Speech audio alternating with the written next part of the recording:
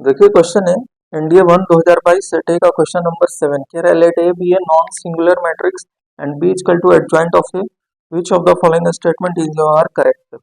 ये आपके पास नॉन सिंगुलर मैट्रिक्स है, इसका मतलब determinant of A not equal to zero, first condition. दूसरा कह रहा है B is equal to adjoint of A.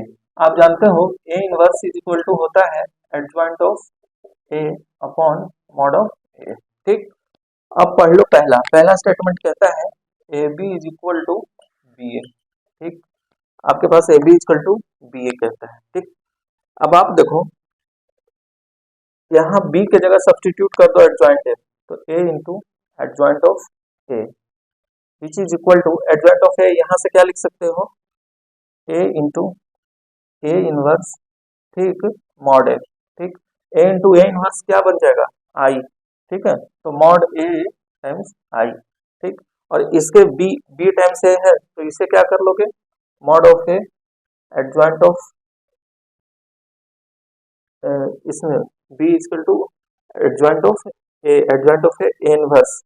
ठीक है ना, ए इनवर्स ए।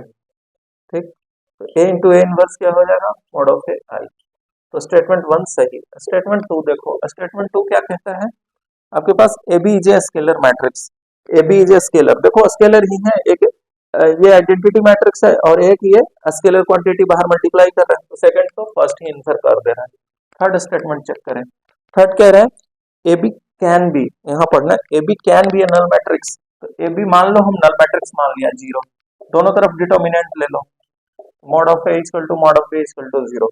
तो मॉड ऑफ ए आपके पास पहले ही दे रखा है जीरो नहीं होगा, जिसका मतलब मॉड ऑफ बी आप कह रहे हो कि जीरो होगा, मॉड ऑफ बी जीरो होगा। हम यहाँ ले लेते हैं मॉड ऑफ बी जीरो।